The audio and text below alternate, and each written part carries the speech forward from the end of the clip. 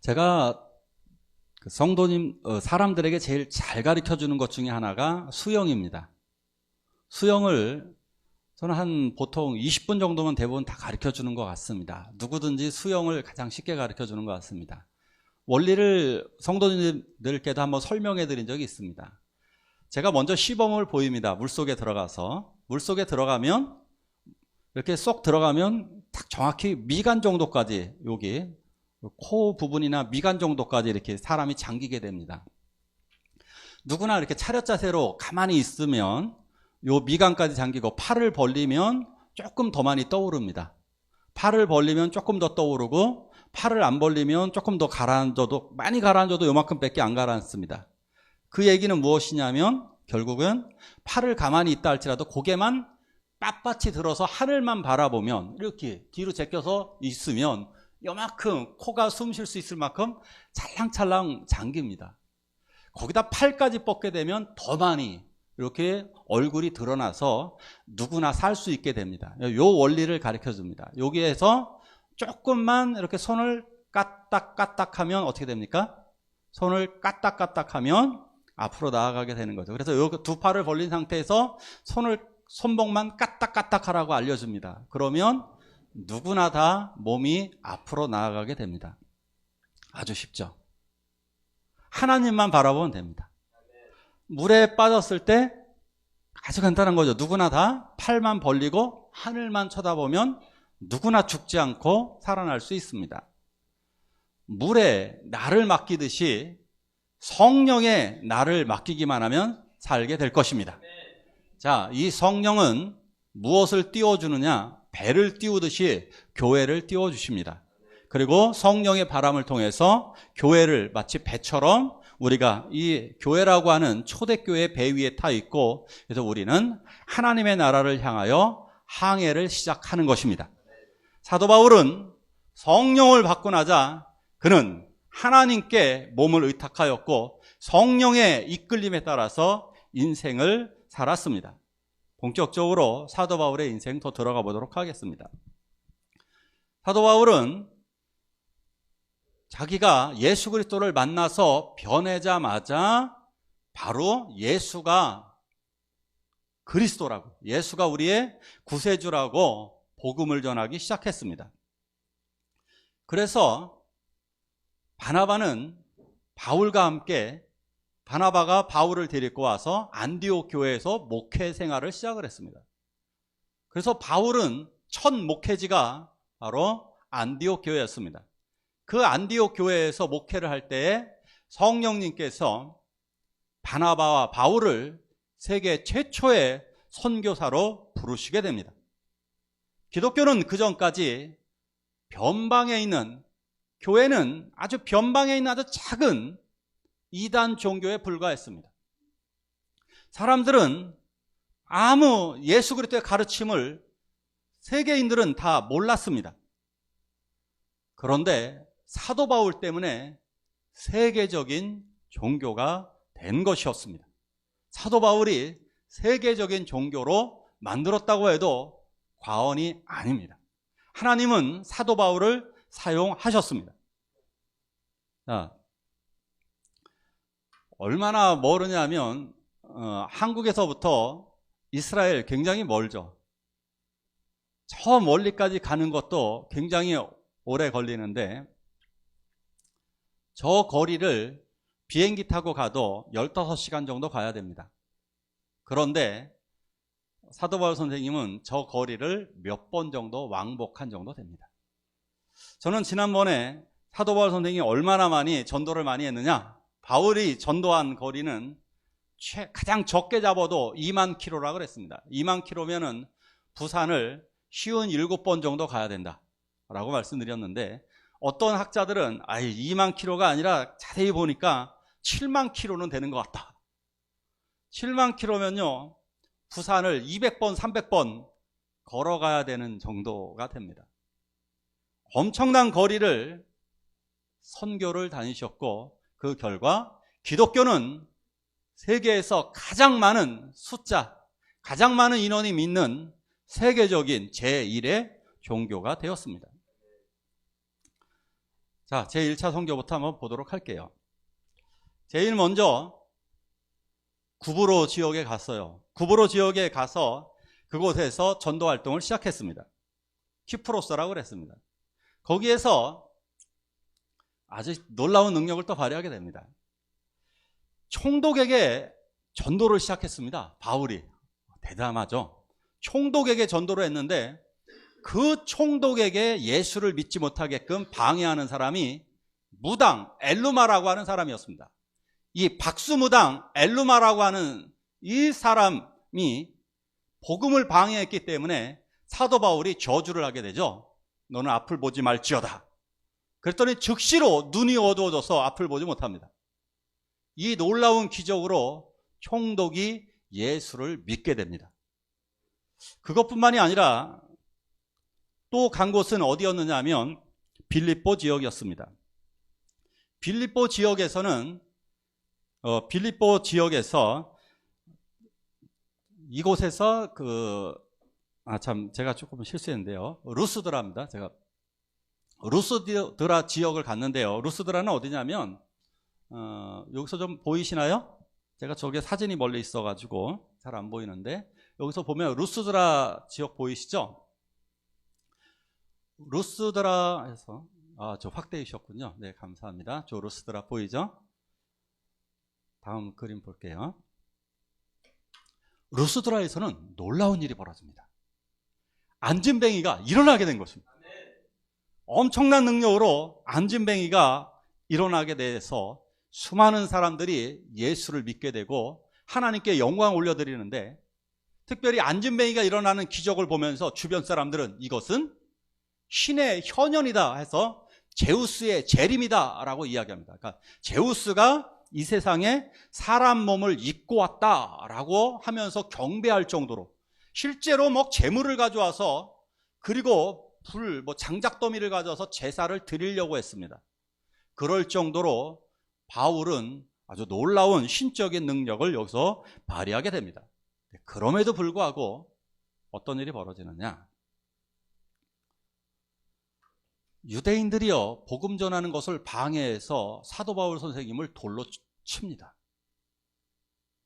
사도 바울도 스데반처럼 돌에 맞아서 거의 까무러쳐서, 사실상 너무 세게 많이 맞아서 사람들은 100% 죽었다고 생각해서 돌로 더 이상 안 때린 겁니다. 사실상 거의 죽은 거나 다름없습니다. 근데 기적적으로 하나님께서 숨을 다시 돌아오게 하신 것 같아요. 이렇게 돌에 맞아서 사도 바울 선생님은 쓰러지고 그 루스드라에서 다시 기적적으로 소성해서 돌아오시게 됩니다. 근데요, 이 정도면 누가 선교를 가겠습니까? 그런데 바울 선생님은 또다시 제 2차 선교를 또 가게 됩니다. 참 대단하신 분입니다. 2차 선교 가는데요, 2차 선교는 엄청난 성령의 역사로 더 많은 사람이 그리스도께로 돌아오게 됩니다. 기적의 역사를 그림으로 볼까요? 루디아라고 하는 옷감 장사가 있었습니다. 옷감 장사는 귀부인을 전도를 하게 됩니다. 그래서 바울과 실라 그리고 디모데 누가, 이러한 전도팀들이 이 집에 묵으면서 교회가 시작되어지게 됩니다.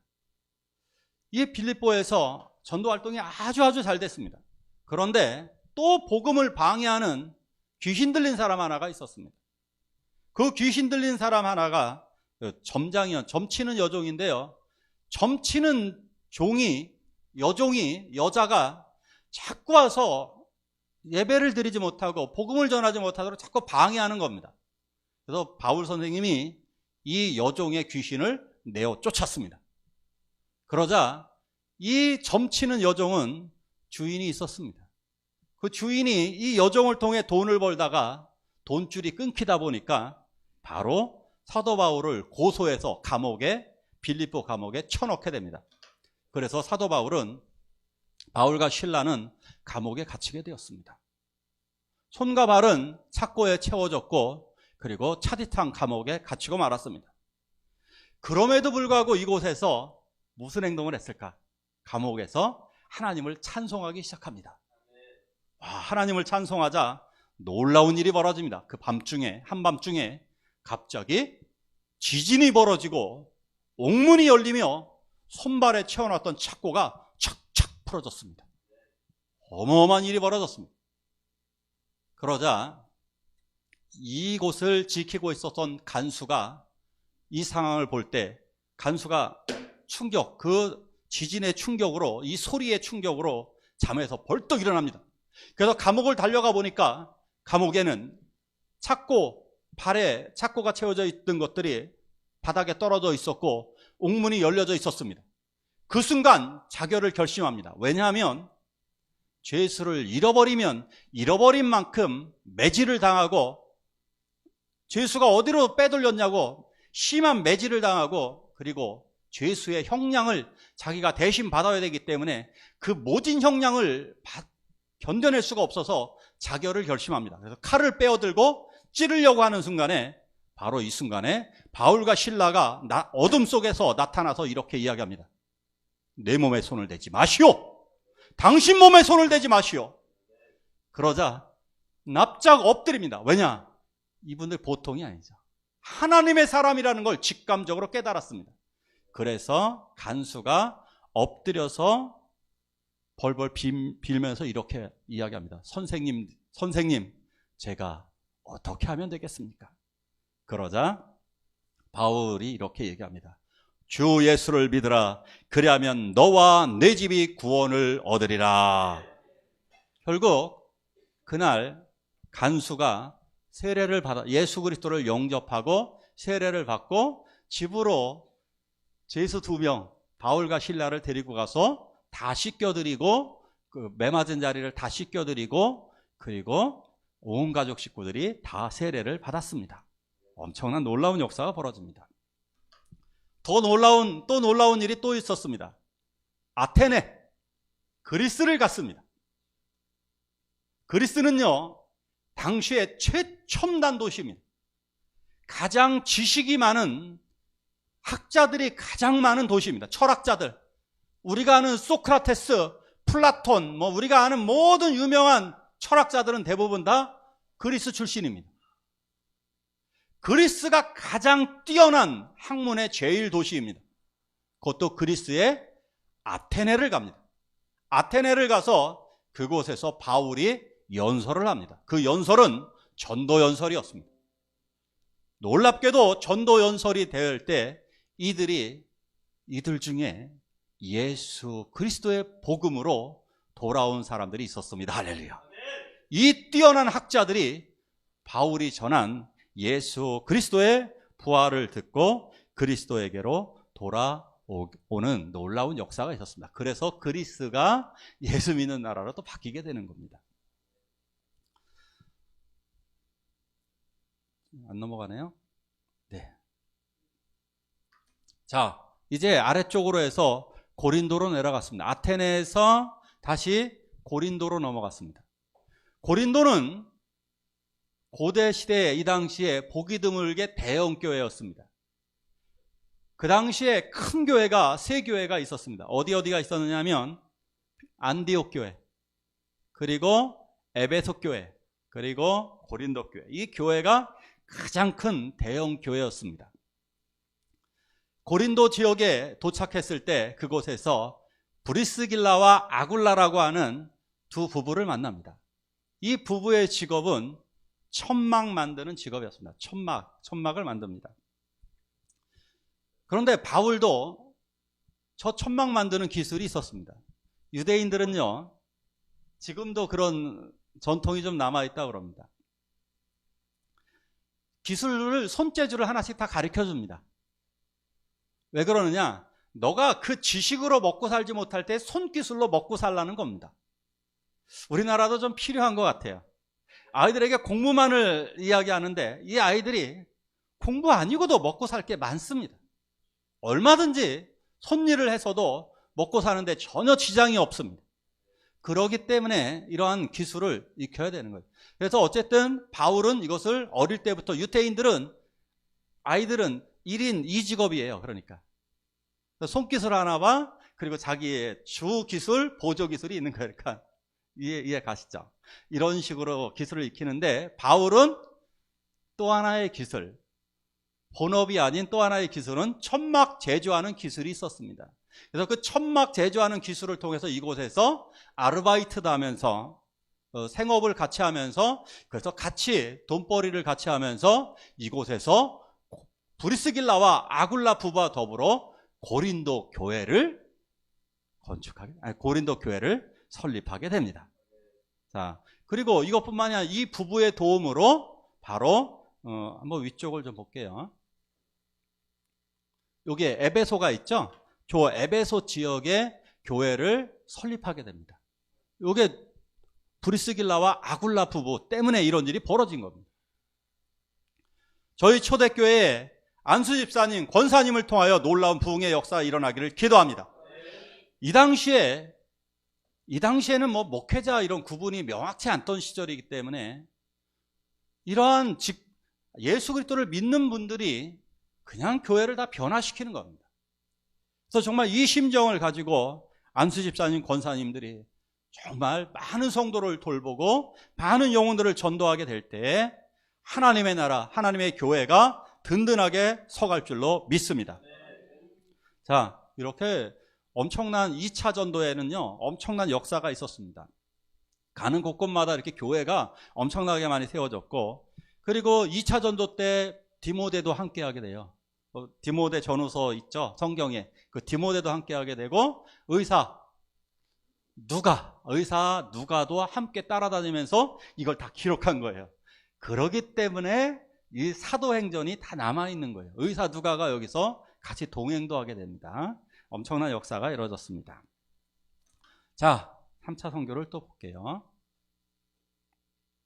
3차 선교 때 바울은 다시 에베소 교회, 여러 교회를 또 방문하지만 에베소 교회를 또 방문해서 이 교회는 집중적으로 2년 동안 여기서 강의를 합니다. 여기서 그러니까 말씀을 가르칩니다. 그러면서 굉장히 많은 수의 성도들이 주님께로 돌아오게 됩니다.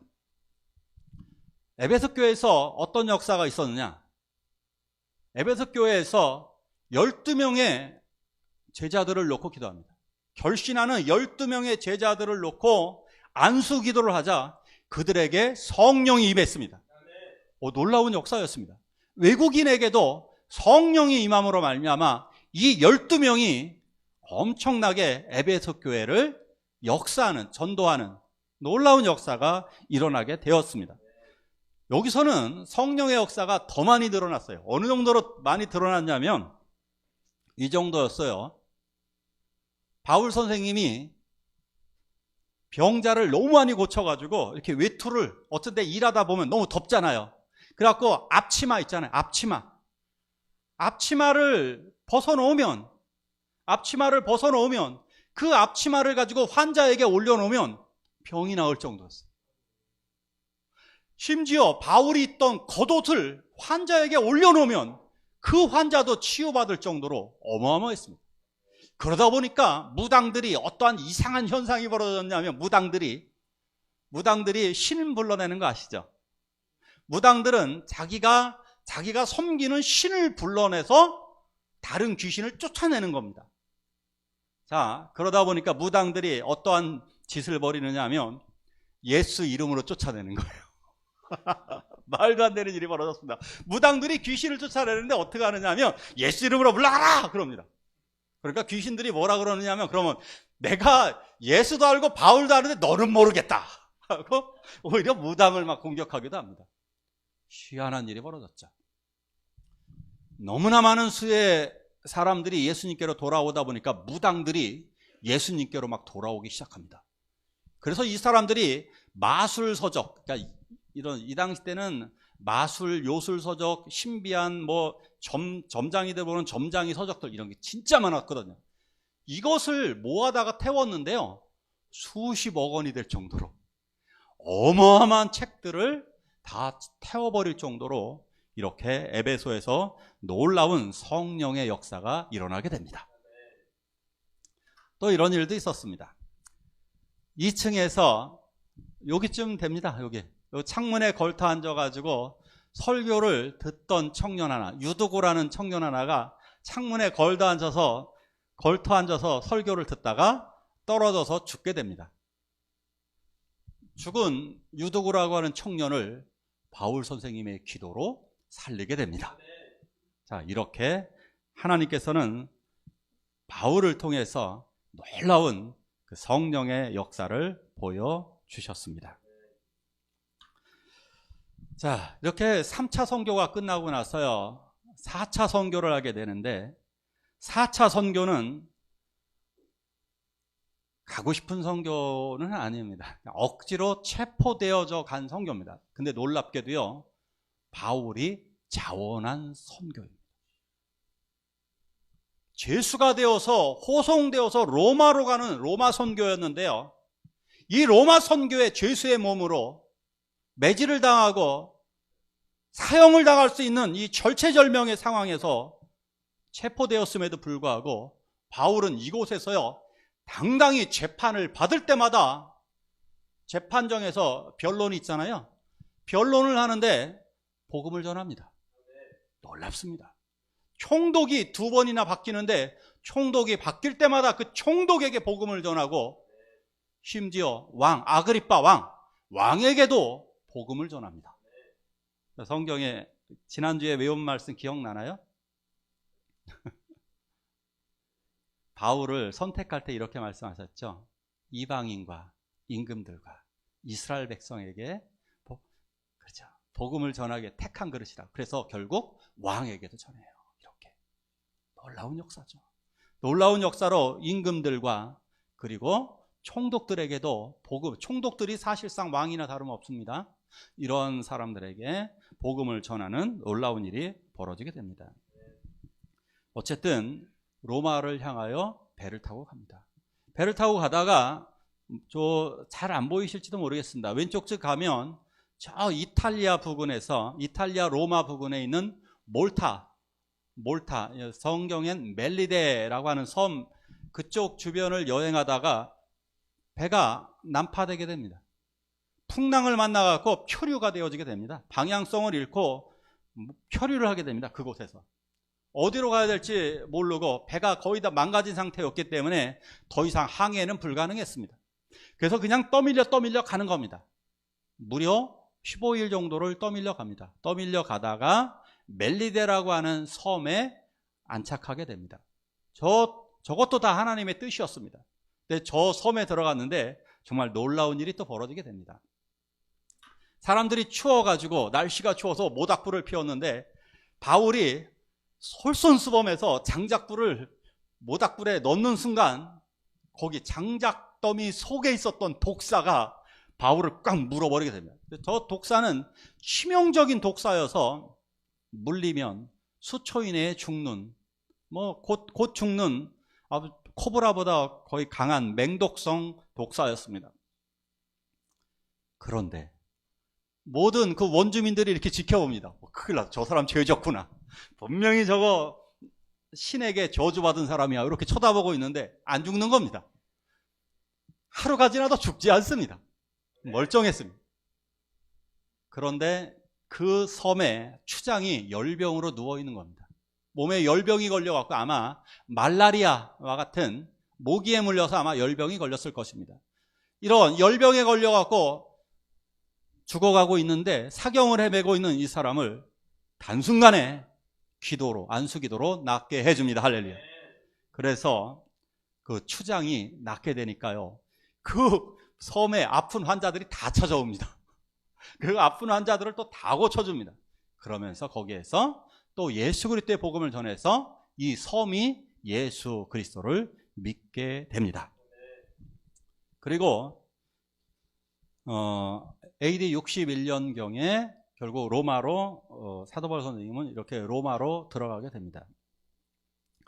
로마에서는 바울 선생이 로마에서는 가택연금 상태가 됩니다. 죄수의 몸이지만 일단 수갑은 차고 있어요. 손에 수갑은 차고 있는데, 수갑은 차고 있지만 사람들의 면에는 자유로운 상태. 이게 방을 하나 얻어야 돼요. 죄수가 얻어야 돼요. 다행히 아마 누가나 디모데나 브리스길라나 아굴라 같은 사람이 후원을 해줘서 아마 방을 얻었을 거예요. 근데 그 방을 얻어서 그런 곳에서 머물면서 2년 동안 머물면서 있게 됩니다. 가택연금. 지금 왜 그러면 로마로 가느냐? 로마에서 왜 재판이 늦어지느냐? 황제에게 상소를 했습니다. 근데 이게 네로 황제가 정신이, 그 당시에 네로 황제가 오락가락하잖아요. 그러니까 네로 황제가 오락가락하다 보니까 이 사건이 바로바로 재판 결과가 빨리 나오는 게 아니기 때문에, 그래서 재판 일정을 잡지 못하는 겁니다. 그래서 2년 동안 이곳에 있는데 이것이 바로 은혜의 역사였습니다. 왜냐? 2년 동안 수없이 많은 사람을 전도합니다. 아픈 사람 있으면 데려옵니다. 아픈 사람 있으면 데려와서 기도해주고 낫게 하고, 그리고 복음을 전해주고, 그러다 보니까 수없이 많은 유대인들이 바울을 만나서 복음을 듣게 됩니다. 그래서 로마에 또다시 교회가 세워지게 되는 겁니다. 물론 먼저 세운 교회도 있지만 또 다른 교회가 또 세워지면서 로마에 많은 성도들이 그 2년 동안 바울의 사역을 통해서 주님께로 돌아오게 됩니다.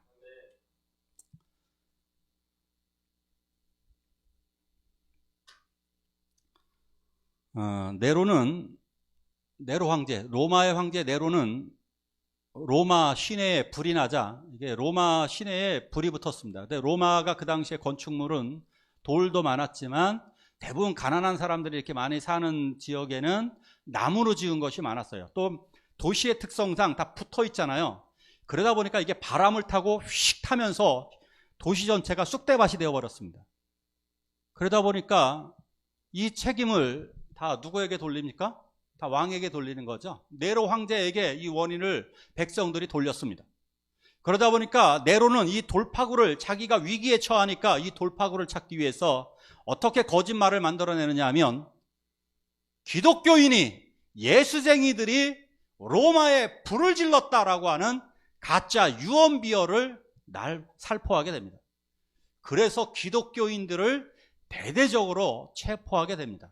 자, 그래서 이때 기독교인들이 엄청나게 많은 수의 기독교인들이 체포되어졌습니다. 바로 바울도 1순위로 체포되어져서 로마 감옥에 이송되었습니다. 로마 감옥은 이렇게 그림으로 봐도 그런데 굉장히 좁고 아주 차디찬 감옥이었습니다. 이렇게 바위 같은 걸 깎아가지고 했기 때문에 굉장히 차가운 지하 감옥이었습니다. 겨울철이었습니다. 바울 선생이 잡혔을 때가 겨울철이었고, 겨울철에 로마의 온도는 한 0도에서 4도 정도 됩니다. 그래서 바위이기 때문에 이게 살을 애우고 돌아오는 뼛속까지 춥습니다. 바울 선생님의 옷은 정말 가을에 입었던 옷 같은 아주 얇은 옷이었습니다.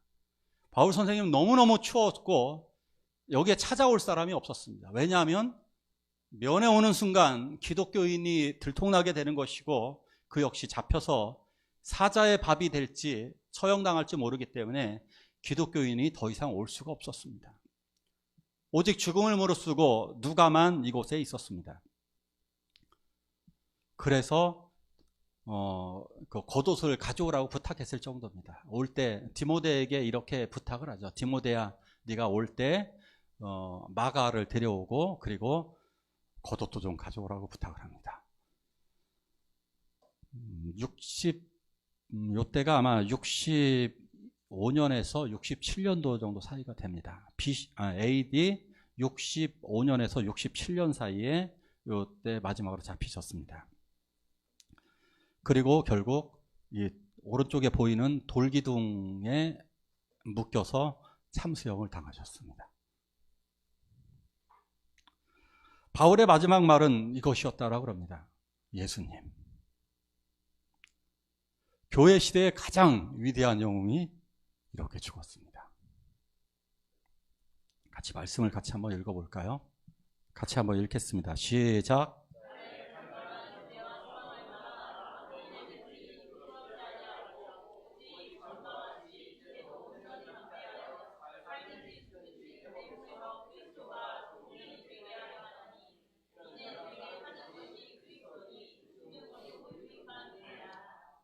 아멘.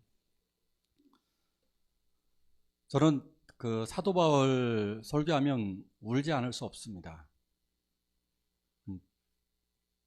대부분의 교회는 이제 선교를 가라고 그러면, 우리 교회도 뭐 그런 적이 많습니다만, 교회가 대부분 선교하는 거는, 선교사님을 보낸데 이제 단기 선교하러 가면 어떻게 하는 거냐면 벽돌 날라주는 겁니다. 벽돌 몇 장 날라주고 그리고 인증샷 찍고 오는 겁니다. 그게 뭔 유익이냐고. 예, 그것도 유익입니다. 왜냐하면 그것을 통해서 선교사로 헌신하는 사람들이 많고 또 후원을 하게 되고 선교지 전도가 이루어지기 때문입니다. 저도 그 정도 하고 싶었어요. 선교. 제가 하고 싶은 선교는 딱 그 정도였습니다. 근데 저희 교회가 맨 처음에 선교를 갈 때, 캄보디아 갈 때는 정말 너무너무 가기 싫은 선교였습니다. 이 선교는 인간적으로는 가면 안 되는 선교였습니다. 왜냐하면 선교를 가기 전에 이미 샘물교회 문제가 터졌기 때문에, 샘물교회에서 납치 사건, 아프가니스탄 납치 사건이 터졌기 때문에 선교를 가면 안 됐습니다. 돈도 없고 개척한 지 1년밖에 안 된 교회에게 교회를 져달라고 하는 이 일 진행하기가 너무 힘들었습니다.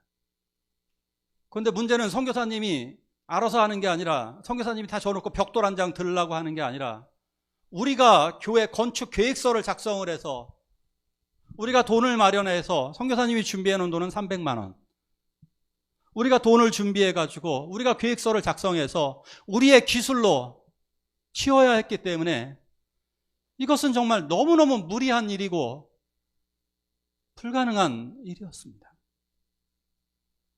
그래서 너무너무 힘들었습니다. 11명이 11일 동안 일을 하면서 정말 하루에 2-3시간 잤습니다. 가장 많이 잔 날이 3시간이고 2-3시간씩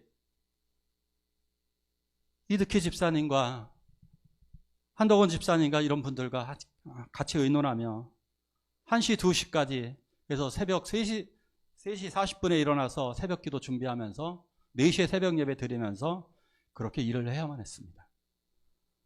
건축을 해놓으면 기둥은 무너졌습니다. 자재를 사러 다니면 자재값이 하루하루 달라지고 자재 사기도 힘들었습니다. 전기는 들어오다 말고 끊기고 날은 뜨겁고 지쳐가고 너무너무 힘든 선교였습니다. 선교가 끝나고 돌아올 때 그 집사님들과 같이 봉고차를 타고 오는데, 여기에서 제가 이제 수고하셨다는 말을 해야 하는데, 집사님도 해야 하는데 서로 못했습니다. 하는 순간 울 것이 뻔하기 때문입니다. 수고하셨습니다라고 서로 말을 먼저 하는 사람이 분명히 눈물을 흘리고, 왜냐? 그렇게 힘든 선교였기 때문에. 간신히 수고하셨습니다 한마디 하고 더 이상 말을 이어가지 못했습니다. 왜 이런 일들을 하나님은 하게끔 하셨을까? 그 일들은 작은 교회를 통해 이룰 수 있다는 기적을 보여주시기 위함입니다. 작은 사람, 바울의 이름 뜻, 작은 자라고 하는 이름 뜻, 그 작은 사람을 통해 기적을 이루실 수 있다는 걸 보여주기 위해서 그 한 사람, 그 한 교회의 헌신을 통해서 이루실 수 있다는 것을 보여주시기 위해서, 그래서 그 교회가 설립된 이후 6개의 교회가 세워지게 되었습니다. 바울도 똑같았습니다. 사람들의 반대 논리는 똑같았습니다. 돈이 많이 드는 선교라고. 아니 국내에도 선교가 많은데 왜 해외까지 가냐고. 위험한데 왜 가냐고. 별의별 이야기가 많습니다. 바울 때도 똑같았습니다. 바울은 왜 선교했을까? 왜 결혼도 하지 않고 왜 이런 일들을 했을까? 이유는 단 하나였습니다. 그리스도가 존귀하게 되기를. 죽든지 살든지 그리스도였습니다. 그리스도를 너무 사랑했기 때문입니다. 그리스도를 너무 사랑했기 때문에 나의 인생은 아무것도 아니라는 것을 알고 있었던 것입니다. 바울은 어떠한 인물일까? 답은 하나였습니다. 예수를 사랑한 사나이. 예수를 사랑했기 때문에 그 예수를 사랑한 그 사랑으로 자기의 목숨을 버릴 수밖에 없었던 것입니다. 이것이 바로 예수 믿는 삶. 왜냐? 이 세상은 잠시 잠깐이면 사라질 안개와 같은 세상에 불과하기 때문입니다.